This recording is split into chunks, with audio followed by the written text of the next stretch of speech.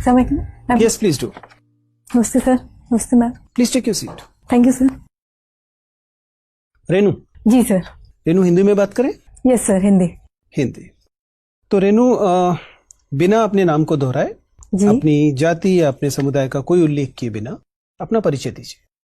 Sir, मैंने schooling अपनी केंद्रीय विद्यालय अलीगंज लखनऊ से कंप्लीट किया है और BTech mechanical engineering from Babu Banarasi Das National Institute of Mechanical Engineering complete किया है 2013 में। और रिसेंटली मैंने दिल्ली स्कूल ऑफ इकोनॉमिक्स से मास्टर इन ज्योग्राफी कंप्लीट किया है और जेआरएफ क्वालिफाई हूँ और पीएचडी के लिए एनरोलमेंट के लिए फर्दर कोशिश कर रही हूँ। आप मैकेनिकल इंजीनियरिंग करके आई हैं और मास्टर्स आपने ज्योग्राफी में जी। किया। जनरली मतलब मुझे खुशी हुई कुछ लोगों ने ऐसा किया, बट सामान्यतः ये एक ट्रेंड नहीं है। ये आपने इसलिए किया क्योंकि आपको अपने करियर को लेकर भयानक कंफ्यूजन है, या इसलिए किया कि आपको करियर को लेकर बहुत ज्यादा क्लैरिटी है?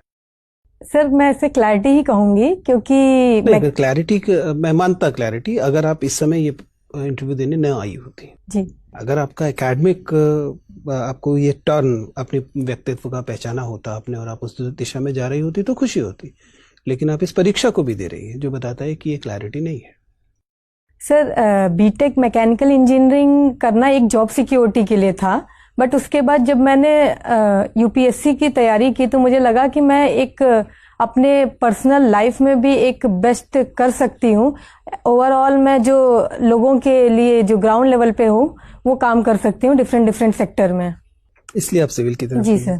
फिर आप मास्टर्स ज्योग्राफी की तरफ क्यों गई? सर क्योंकि आपने जेआरएफ क्यों दिया? आप पीएचडी क्यों करने जा रही है? सर क्योंकि ऑप्शनल मेरा ज्योग्राफी था तो मैं 3 साल लगभग प्रिपरेशन में दे चुकी थी। मुझे लगा कि मुझे अब एकेडमिक्स में थोड़ी कोशिश करनी चाहिए और मैंने फिर एंट्रेंस दिया तो मेरा एडमिशन हो गया दिल्ली स्कूल ऑफ इकोनॉमिक्स में, तो मैंने उसको फर्दर प्रोसीड किया। मुझे ये बताइए कि आपने तो थोड़ा बहुत इंजीनियरिंग की है तो वहां पर भी आपको सर्वेइंग करनी पड़ी होगी। जी सर, बिल्कुल। आपने मास्टर्स किया है, उस दौरान भी आपको सर्वेइंग करनी पड़ी होगी। क्या डिफरेंस होता है जब हम कार्टोग्राफी के लिए चेनिंग रेंजिंग या सर्वेइंग करते हैं ज्योग्राफी में, और जब हम इंजीनियरिंग के लिए सर्वेइंग करते हैं? सर बेसिकली जो मैकेनिकल इंजीनियरिंग और ज्योग्राफी में डिफरेंस था ये कि मैकेनिकल इंजीनियरिंग मशीनिंग पे हमें ज्यादा ध्यान देना था, जहां हमारा physical as well as mental दोनों ही काफी स्ट्रॉन्ग एक पर्सपेक्टिव निकाल के लाना था। वहीं यहाँ कार्टोग्राफी में हम कंप्यूटर डिजाइनिंग और कंप्यूटर रिलेटेड डेटा कलेक्शन और जो डेजर्टेशन में बात करें तो लोगों से रिसर्च के थ्रू हम काफी इंटरेक्ट करते हैं, तो ये दो डिफरेंट था। वहां मशीन में था और यहाँ पे हमारा लोगों के बीच में इंटरेक्शन था। आपने विषय रखे हैं भूगोल और डिफेंस। जी सर। Defence studies. मुझे बताइए, what is the concept of total war? संपूर्ण युद्ध क्या है? सर, वॉर को दो भागों में डिवाइड किया गया है। One is limited war, another is total war. किसने दिया कॉन्सेप्ट? सर, क्लॉजविट ने कहा था ये। क्लॉजविट ने के according limited war and total war. Limited war तब होती है जब हम केवल सर्टेन रिसोर्सेज यूज करते हैं, जिसमें केवल आर्मी हो, नेवी हो और हमारे रिसोर्सेज जो हो वो यूज होते थे। लेकिन टोटल वॉर में हम कहते हैं कि एक पिन जो रिसोर्स हो वो भी यूज कर दे, जिसमें हमारा साइकोलॉजिकल हो, ह्यूमन हो, मिनरल्स हो, ओवरऑल रिसोर्सेज जो हैं हम यूज करते हैं टोटल में। एज ए विमेन, जब आप युद्ध के बारे में पढ़ रही हो तो मुझे बताइए कि is it true, they are feminist writers who have written all around the world कि युद्ध हमेशा स्त्री विरोधी होता है?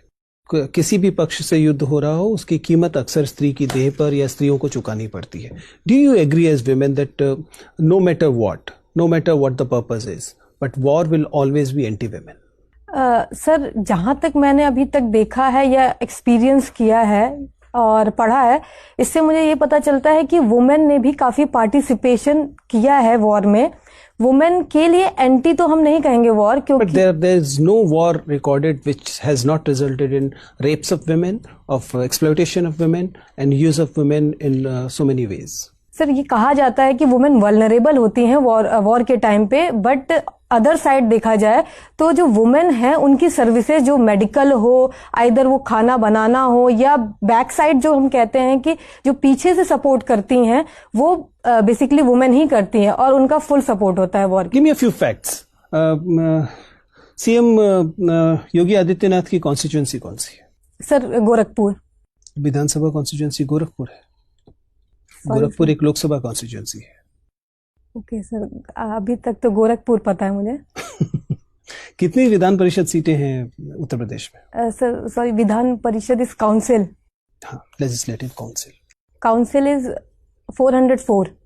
ओके, और विधानसभा? सॉरी, लेजिस्लेटिव असेंबली इज 404 और council is not sure sir. Not sure. मुझे बताइए कि राज्यसभा में कितने सदस्य उत्तर प्रदेश से आते हैं? 31 सर। और उत्तर प्रदेश की विमेन हेल्पलाइन का नंबर क्या है? 1091। और सीएम हेल्पलाइन का नंबर क्या है? नॉट, नो सॉरी सर, नहीं पता। चाइल्ड हेल्पलाइन का नंबर क्या है? नहीं पता। उत्तर प्रदेश में एम्बुलेंस का नंबर क्या है? 112। उत्तर प्रदेश में फायर का नंबर क्या है? Fire brigade? 101। Thank you sir. Mechanical engineering किया है आपने? जी सर। ये MPFI इंजन क्या होता है भाई? सही sir. MPFI engine. MPFI engine, ऐसा कुछ पढ़ा था? यस सर, ये एक इंजेक्शन, पेट्रोल या डीजल के इंजेक्शन का मेथड है। क्लियर नहीं अभी मुझे। क्लियर नहीं। हाँ लैटिट्यूड को डिफाइन कीजिए। सर। लैटिट्यूड सर ये एक इमेजिनरी और आर्टिफिशियल हम लाइन कह सकते हैं जो कि ग्लोब पे बना हुआ है, और ये हमारा हॉरिजेंटल को रिप्रेजेंट करता है। आपने पोस्ट ग्रेजुएशन किया है? जी सर। रिसर्च स्कॉलर हैं, JRF हैं, थोड़ा और टेक्निकल वे में बताइए। Sir it is a imaginary line which is drawn on the globe और अर्थ। कुछ एंगल से इसका रिलेशन है कहीं पे? ये एंगुलर कुछ ऐसा रिलेशन है? हाँ सर, लैटिट्यूड जो हमारा इक्वेटर पे है वहां पे मैक्सिमम होता है, जब धीरे धीरे नीचे जाते हैं। चलिए, अच्छा प्राइमरी और सेकेंडरी वेव के बारे में बताइए। Primary and secondary wave. तो प्राइमरी वेव, सेकेंडरी वेव दोनों अर्थक्वेक के सेस्मिक वेव से हम कंसीडर करते हैं। नेचर में कैसे डिफरेंट है, बस ये बताइए। सर प्राइमरी वेव में दो मेन वेव हैं, जिसमें एक हमारा रिले वेव है, दूसरा लव वेव है। सेकेंडरी में हमारा जो है अनुप्रस्थ तरंगे और अनुदैर्ध्य तरंगे होती हैं, सुना है आपने? सर हिंदी नहीं पता। ट्रांसवर्स और लॉन्गिट्यूडनल शायद कहते हैं वेव्स। जी, ट्रांसवर्स सर हमारा जो है वो परपेंडिकुलर होता है, लॉन्गिट्यूडनल हमारा। P और S वेव किस टाइप की वेव्स हैं? सर सॉरी, आप तो पूरा एकदम फिजिक्स वगैरह पढ़ा होगा आपने। जी सर, बैकग्राउंड है आपका। अभी रिवाइज नहीं किया। अच्छा, रिलेटिव ह्यूमिडिटी क्या होती है और इसका प्रेसिपिटेशन से क्या रिलेशन है? सर दो काइंड की ह्यूमिडिटी है, जिसमें रिलेटिव एज कंपेयर टू अगर हम एटमॉस्फेयर में देखें तो एक सैचुरेशन लेवल पे आ जाता है, तो वो नॉर्मल एटमॉस्फेयर और फिर आप इधर उधर घुमा रही हैं। अच्छा बताइए, no first use policy change कर देनी चाहिए कि नहीं?